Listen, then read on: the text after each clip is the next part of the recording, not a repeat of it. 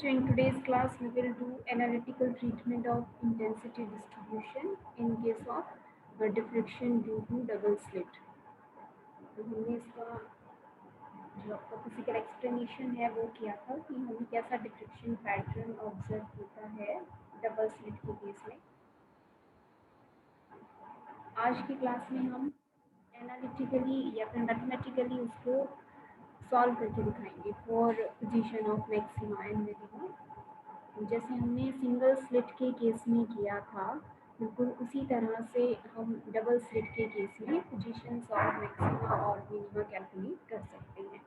यहाँ पे देखिए आपको एक इमेज दिखाई दे रही होगी, यहाँ से आपको डिफरेंस पता चल रहा है कि जो हमारा डिफ्रेक्शन पैटर्न हमें सिंगल स्लिट के केस में दिखाई देता है वहाँ पे हमें किस तरह से ब्रॉड सेंट्रल मैक्सिमा ऑब्जर्व होता है, लेकिन in case of double slit अगर हम डबल स्लिट के केस में इसी चीज़ को देखें तो हमने पढ़ा कि विद इन सेंट्रल मैक्सिमा हमें अल्टरनेट डार्क और ब्राइट इंटरफेरेंस मैक्सिमा और मिनिमा दिखाई देते हैं। ठीक है, तो ये यहाँ पे जो भी आपके बना रखे हैं इसके अंदर ये क्या है, आपके मैक्सिमाज और मिनिमाज हैं and that are also equally spaced.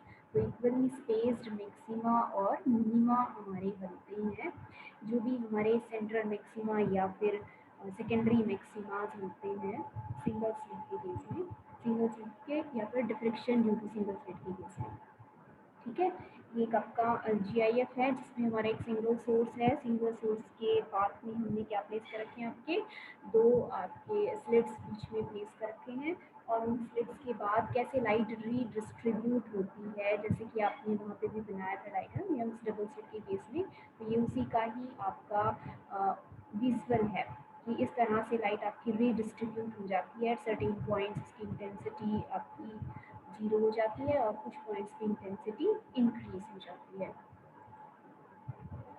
ठीक है, सो आज हम आपकी पोजीशंस कैलकुलेट करेंगे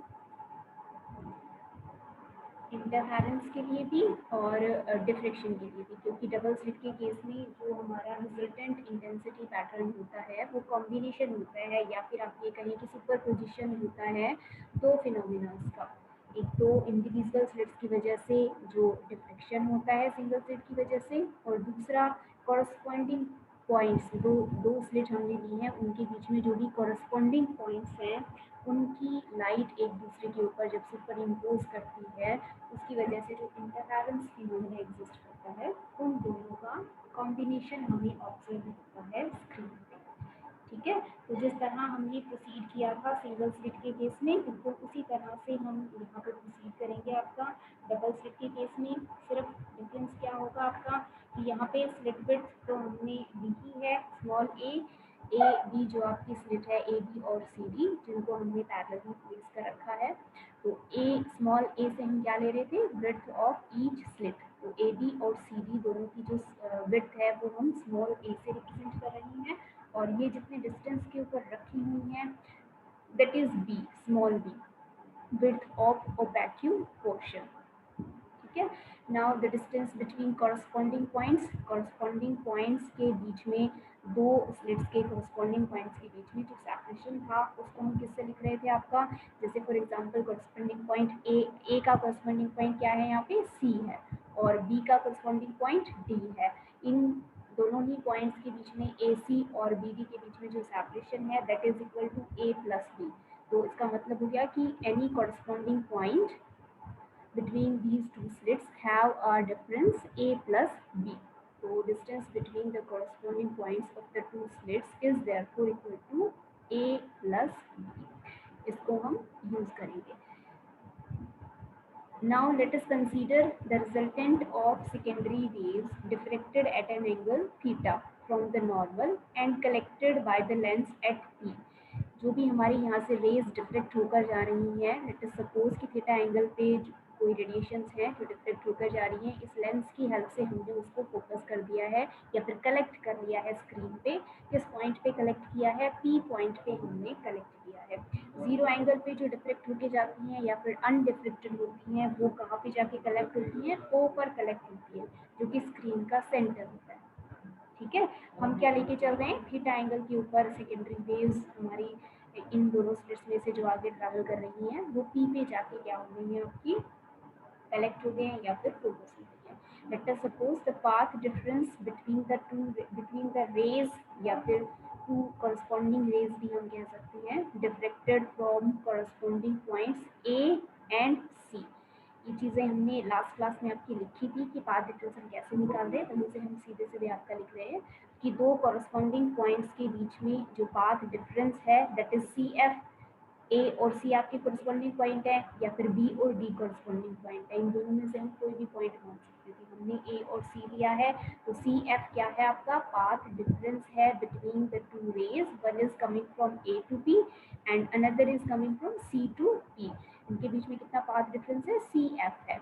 और इस सी एफ की वैल्यू कैसे लिखी थी आपने, A plus B sine theta की हेल्प से आपने लिखा था।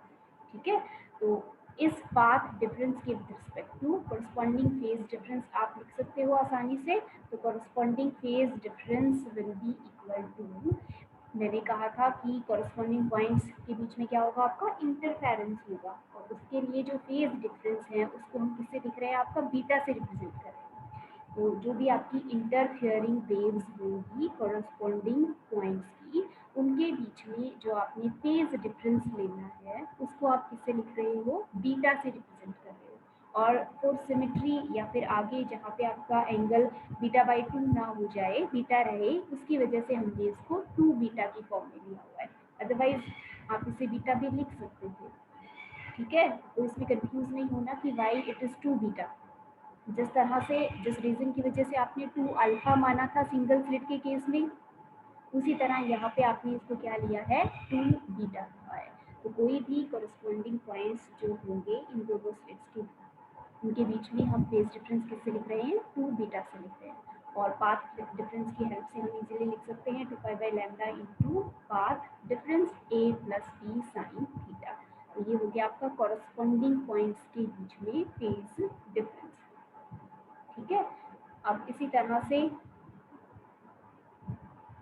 नाउ ये आपकी थोड़ी सी सिचुएशन आपकी एक्सप्लेन की हुई है। अगेन जो ये सारी चीज़ें आप पहले कर चुके हो, यहाँ पे आपने इसको सिर्फ मैथमेटिकली सॉल्व करना है। Each of the two slits can be, ये जो भी हमारी स्लिट है, each of the two slits can be treated as independent source of light. कैसे बिहेव करती हैं, as per Newton's wave theory, independent sources की तरह से ये बिहेव कर रही हैं आपकी lights. And if light from the two slits be focused by a lens on the screen, the resultant intensity distribution